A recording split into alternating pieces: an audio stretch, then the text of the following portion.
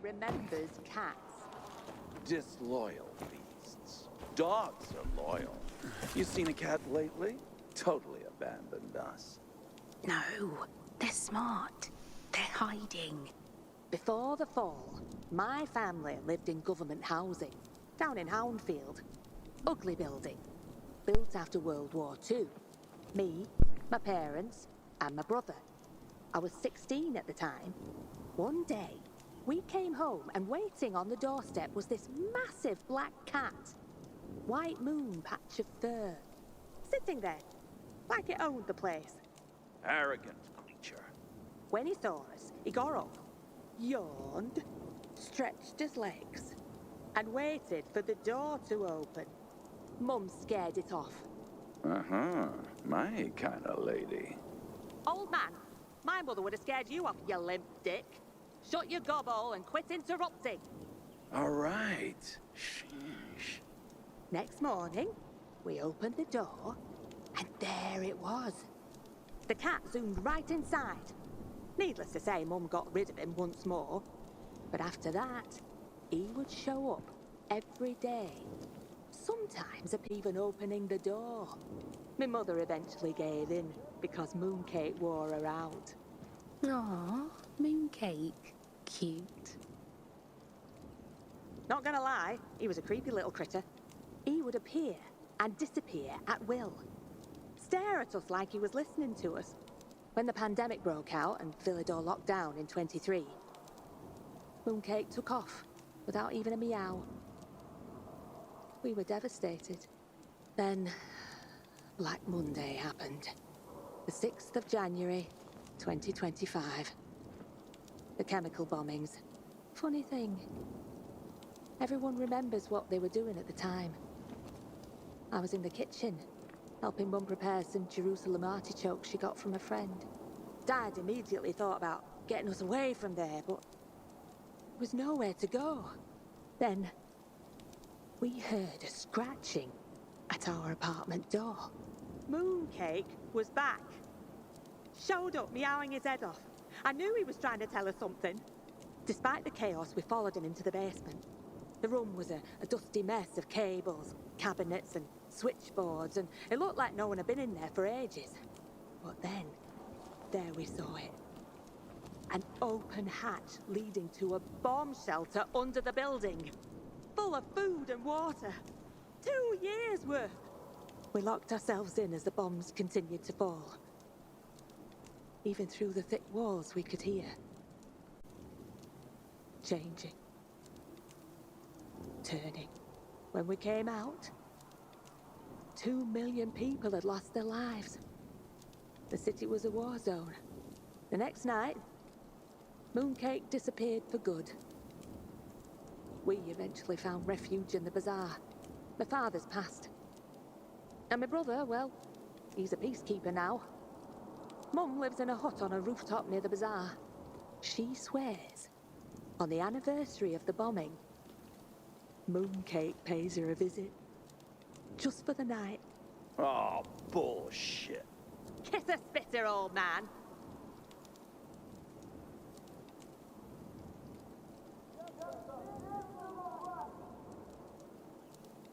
For a while, I ran with Ant. Who's that? The greatest con artist alive. One day, he says, this city's full of suckers hoping for a miracle. We can take advantage of that. Anders had a plan. What plan? Lots of folk went missing after the war. I mean, look around. You can see memorials in every other street corner.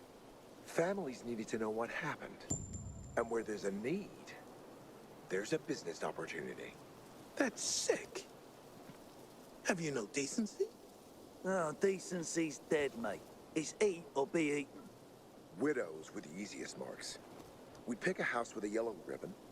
I'd be on crutches. Anders oozing charms, saying we'd fought with their dead husbands during the war. PK, the army, the side didn't matter. For a hot meal, we'd promise to tell them what happened to their husbands. It worked every time.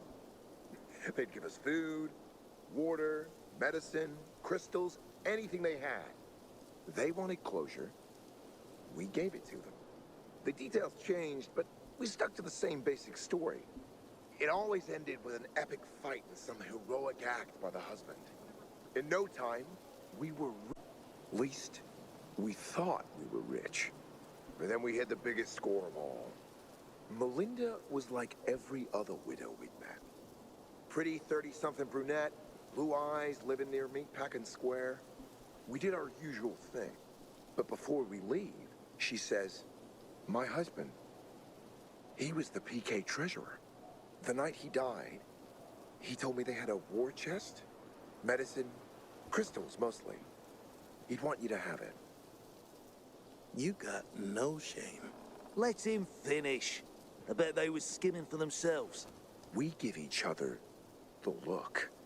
It's in Houndfield, she says, but it's not safe during the day. The next night, we take Melinda to our safe house to gear up. She leads us to this dark zone near the chemical zone. It's in the basement, she whispers, shivering with fright. We tell her to stay behind, because, you know, if there's a fight, she'd just get in our way. You left her on her own? Yeah. Then we went looking for a way in. And eventually, we found it. And? There was no loot. Instead, there was a demolisher in that basement. We barely got out alive. When we got back, Melinda was gone. So was our stash. Medicine, crystals, food. She took everything. On the table, a note. Sorry, guys. Nothing personal. Just... The biter was bitten. Only in this case, it was a demolisher. Turns out she'd been tracking us for weeks. And we never saw it coming. Anderson and I split up after that. I bet he's still out there hustling. I enlisted with the PKs. But hearing war stories at night, people who actually died fighting for what they believed in, it made me feel guilty every time. I lasted 2 months. Now I'm back where I started before the fall. A nobody. Telling stories.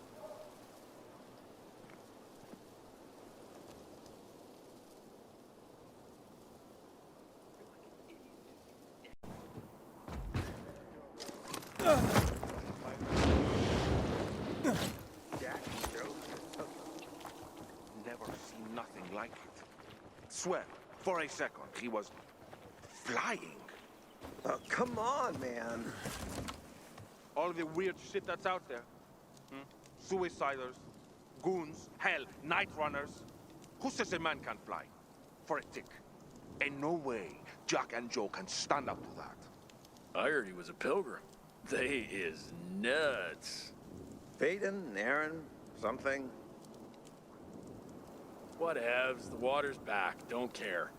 And why do you think the power's on? Who did that? Sophie. Duh. Certainly wasn't no Carl. No, man, it's this dude, him. Don't you mooks get it? When someone like this is throwing down, it's chaos. All we got to do is follow him around and pick up the pieces. You're an idiot if you think that. What you say, old man? You follow the whirlwind, you'll get sucked into it. I wanted to find my way like you. Leeching off events instead of making my own life. But careful. I don't care if you're hurt. Was part of the PKs here in the bazaar. Trying to keep you animals in line.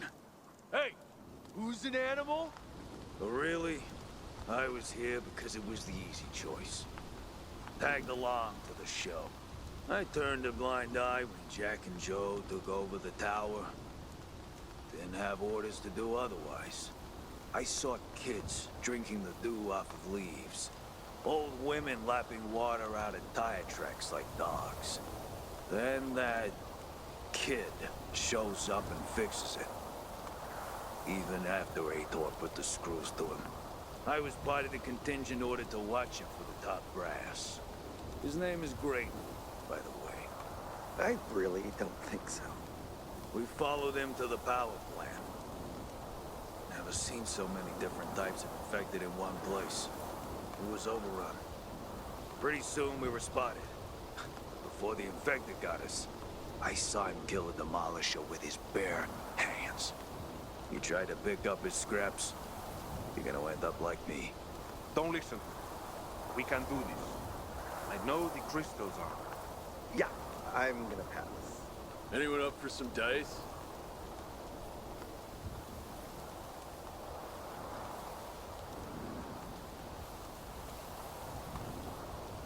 Complain about rats. Oh, not GRE shit again. Ariel, let it go. You want to let the murder of the human race slide? Look, we know the GRE botched the virus. Oh, we know. They killed my father. Seriously? My dad had a pest control biz here. Pests are an embarrassment, you know. My dad was known for being discreet. Had lots of high-end clients. Was a one-man operation, did it all himself. He had his special blend of poison for every pest and his very own MO for disinfection. He was proud of that. One day, some shady guy offered a small fortune to eradicate a problem in muddy grounds. The client made a big deal about disinfecting the place afterwards, even provided special chemicals for it. That was unusual, but my dad didn't flinch. The money was good, and we needed it. The first day, he forgot his lunch. I took it to the apartment, a high-end condominium north of Polder Avenue. Building were 4 men wearing hazmats in a van. I hid in some bushes nearby. Dude, I would have run. Suddenly, Dad storms out of the building. The men grab him, trying to force him in the van. He gets a few licks in and he's yelling, "I won't do it. I won't deal with that kind of pests." They get him in and slam the door. I run up to listen. "Get back in there and decontaminate the whole house, clean as a fucking whistle. You don't, we kill your family." He went back in. I hid in the bushes for 8 hours, almost pissed myself. Finally, he came back out. One dude escorting him and 2 others carrying what looked like a dead body. They loaded it in the van and they took off. At home, my dad pushed me up against a wall, told me he saw me and to never talk about that day. He was dead within a week. Inhaled industrial cleaner in an unventilated room. This became my personal crusade. I gave up everything else, even when news of the THV pandemic broke a month later. I became obsessed with finding out who these people were. Eventually, I dug up a former GRE employee who was willing to talk. About what? The origins of the outbreak. The incident at the lab in Geneva. The initial the cover-ups. My dad was part of that. I always thought they chose him because of his rep. Him being the best and all. Nope. It's just that he was a one-man crew. Easier cleanup. The man in the house was patient 0. This was 6 weeks before the THV outbreak became public. The rats vanished him. I only got away because they were too busy covering up the rest. 6 weeks before? Jeez. If people had known then, that could have saved everybody. Yeah. And the guys responsible are here somewhere. And when I find them, they'll wish the infection had found them instead of me.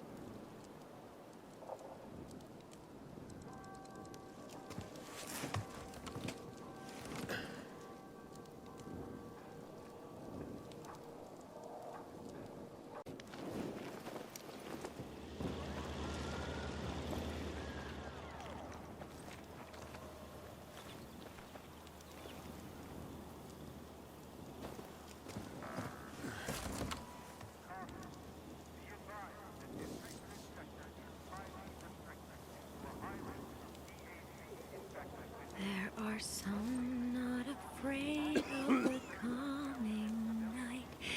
As the sun's going down, as the darkness falls, they decide to set out and fight.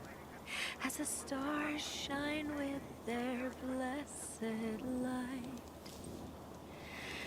their gifts are great, but the price is steep.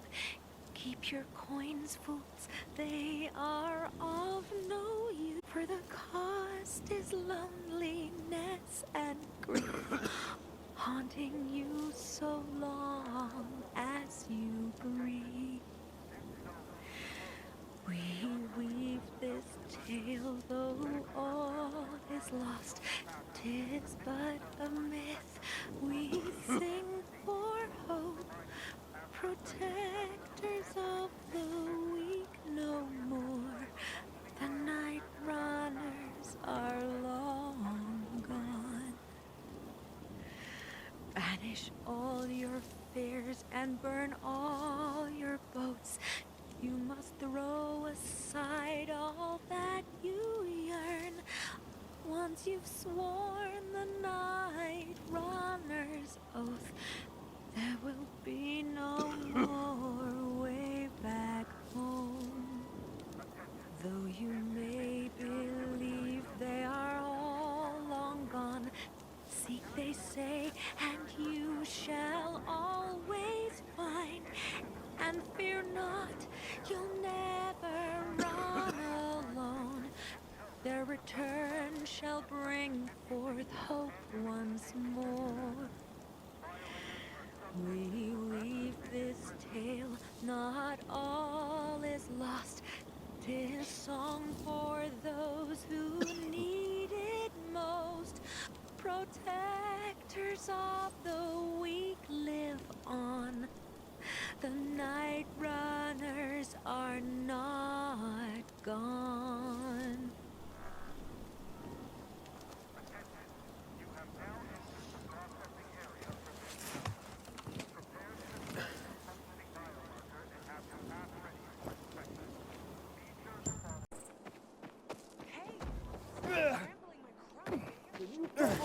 Newspaper? You can't call that thing you do a newspaper. You scribble on anything you can find and call yourself a reporter. I'll trade good, solid rations for any stories on the Pilgrim calling themselves Aiden. Or any tip on what he actually looks like. Counts. But you know, I'll take less reliable info. Gotta fill out the evening edition. I saw him take a bolter out once with his mouth. Uh-huh. Only if I'm desperate enough. Anyone else? I got a story for you. How much you know about inhibitors? I heard the rumors. The superhuman strength, the improved senses. But if it was as good as they say, I wonder why they wouldn't give them to everyone. That's because they kill 95% of people who take them. Come on, everyone knows that's bullshit. Tell that to my wife who died horribly after taking them. She worked for a GRE contractor that helped develop them. She was fascinated by them. Ended up sneaking some out for us. I chickened out and tended to take mine. She died screaming. So sorry to hear, but... what's this got to do with the Pilgrim? I made it my mission to study what makes people survive the injections. And Aiden is one of them. Cut the crap already. What have you seen him do? I heard from a reliable source that he defeated an alpha zombie in the tunnels under Villador with his bare hands. These tunnels don't even exist, you moron.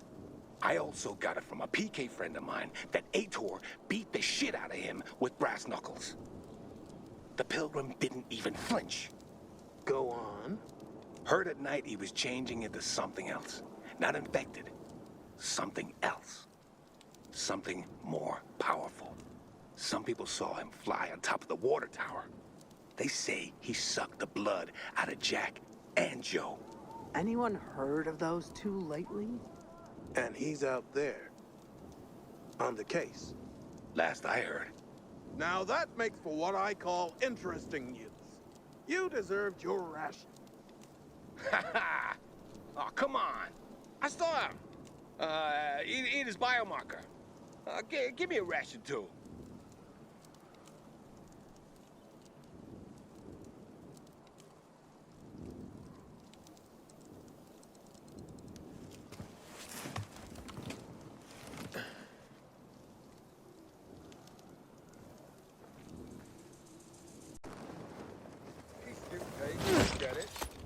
The element gods are punishing us. One day, paradise. Oh, shut it. Waiting on paradise. Pathetic. I agree. Dumb to wait for it. I've been there. After 10 bottles, sure. Here. Now. I'll tell you for a bottle. Oh, get out of here. Wait, this could be hilarious. Bottle after the story. Deal. So, these are after the end of the Civil War in 2025. I knew this guy on Old Mount Street in South Korea End by the former pool. He used to make his own moonshine, and let's say I got particularly bombed that night, and I got lost. Like, really lost. Ended up in a dark zone. You're lying. You'd be dead. Should be.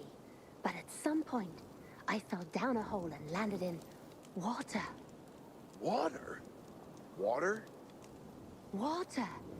Even had fish in it and all. The fuck? I hadn't seen fish in forever. I decided to stay under. At least I'd die warm. And with my new fish friends. I was doing a pretty good job at my suicide. When suddenly, I was pulled out. His name was Magnus. A robe-wearing savior type. His group had been living down there since who knows when. Off the grid for years. Hadn't even heard of the renegades. They had UV lamps, a power generator. I met the children born there. No biomarkers. How did they survive? They'd formed their group around this natural underground pool. The pool was the center of everything. Even had religious rituals around it. And no infected. Paradise. Toxins are forbidden, but I'll take whatever you're on. The downworlders felt the same way. Cleansed me of toxins. Nursed me to health. No idea how long I spent there. But I swam in the pool every day. And then one day I dived deep in the pool and found a bunch of pipes and a giant pump system. So, not a natural pool? Clever boy. Only one place they could be pumping it in from. Villador's reservoir. I went to Magnus and confronted him. But he knew. Everyone knew. Downworlders don't concern themselves with what happens above, he told me. I begged him to change his views. To think about the kids. About all the people we could help with this much water. His face hardened. We shall never talk about this again. I knew things wouldn't be the same for me after this. People looked at me different. And indeed, a few days later, they came for me. I ran to the pool and jumped in. I had no idea what I was doing until I saw the valve handle for the pump. I turned it on full blast.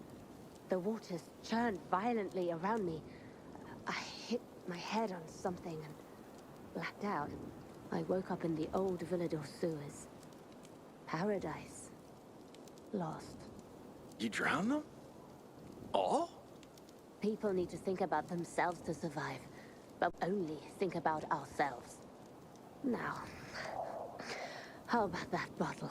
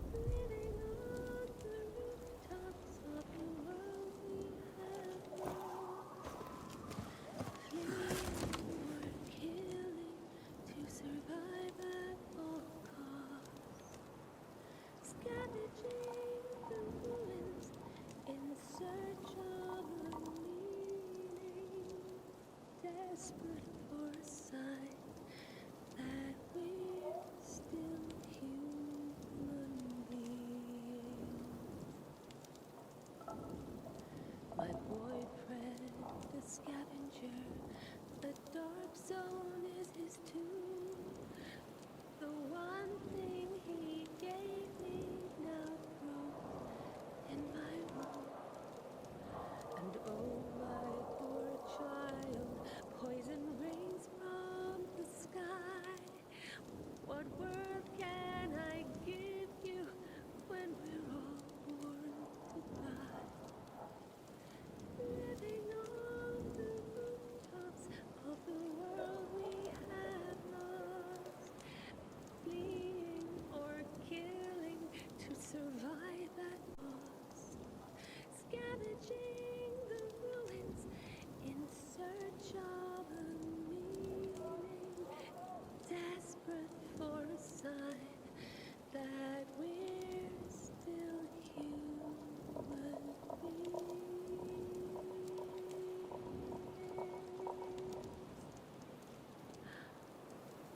Desperate for any sign that we're still human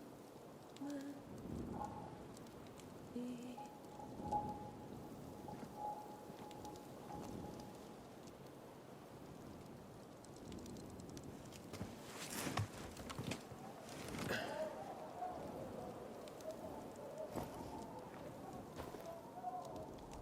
Let him talk. I've heard enough of this crap. You'd better not be here stirring up people's hopes. I understand, I really do. But I'm telling the truth. I found a cure for THV. Listening. I'm looking for Astragalus frigidus and Oncaria tomentosa. What are those? Plants. What are you gonna do with them? Before the fall, I was a doctor. I specialized in alternative medicine. I'll take any medicine these days. When I came to Villador, they didn't even have any AM practitioners. I made a lot of money. This was in 2020. Then, in 22, the THV pandemic hit us. Most people thought it would last a few months, a year tops. We had seen pandemics before, right? We'll learn to live with it. This ain't the first pandemic. It'll be back to normal soon. Remember thinking that?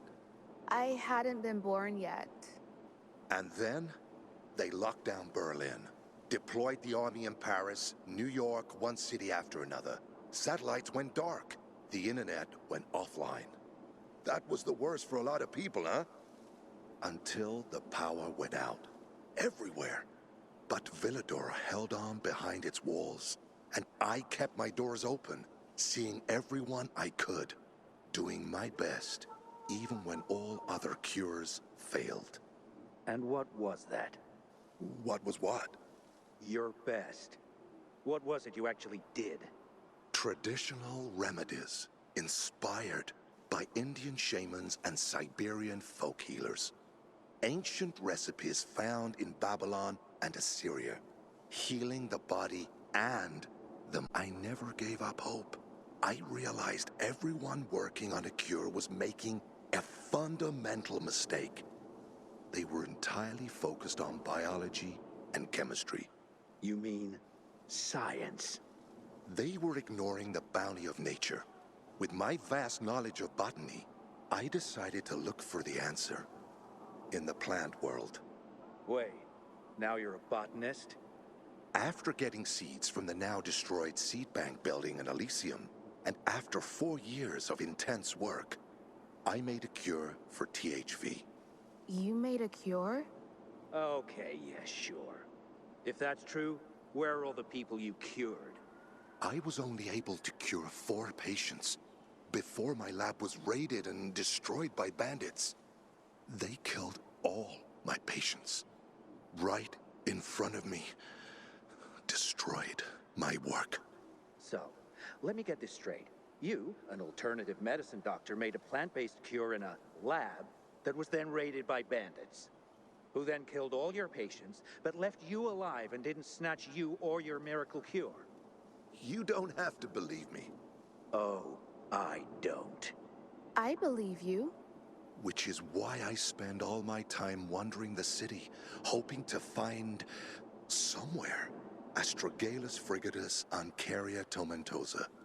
And the other plants I need to recreate the cure. I truly hope you find them one day.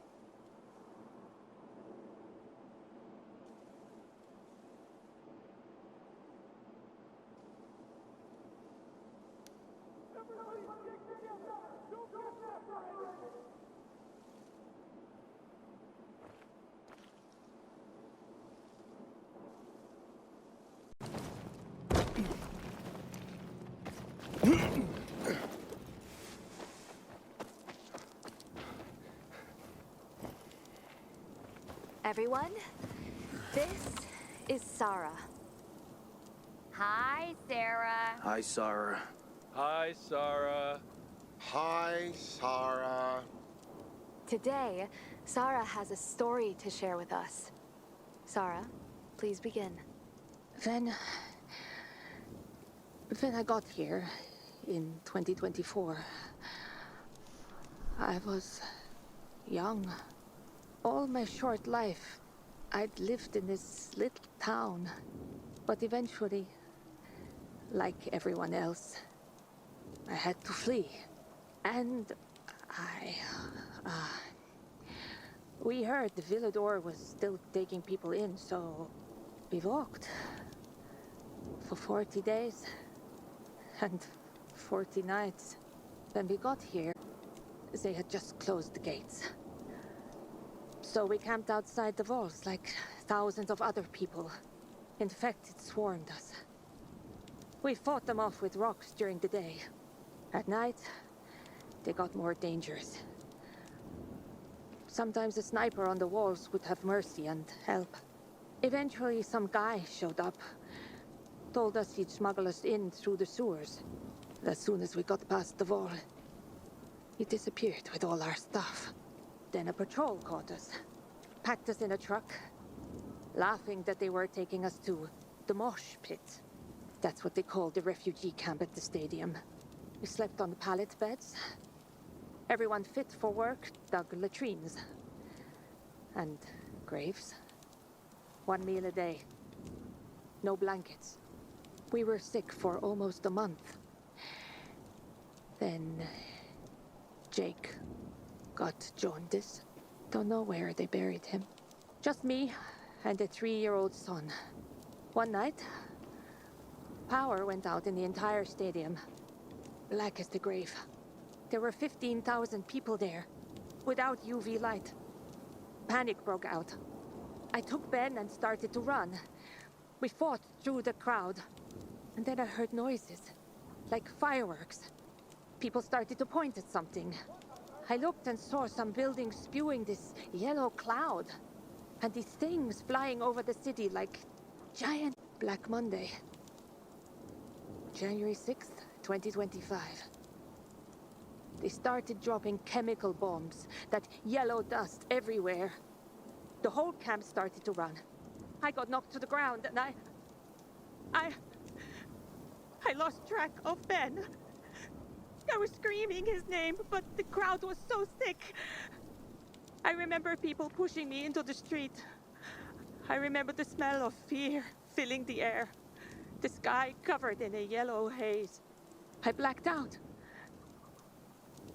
I woke up at dusk, alone, on an empty roof, between mangled bodies. I heard the infected feeding on corpses. I thought I would never see my son Ben again. I searched corpses for a week, looking for the body of my 3-year-old son. Then, somebody told me the local priest was keeping a list of people who were missing and had been found. Carl. Turned out that Ben had been found by a couple in the stadium crowd when we were pushed into the street. It's okay, hun. Let it out. When I found him, I thought I would die from joy. We had survived. That's what mattered. We survived.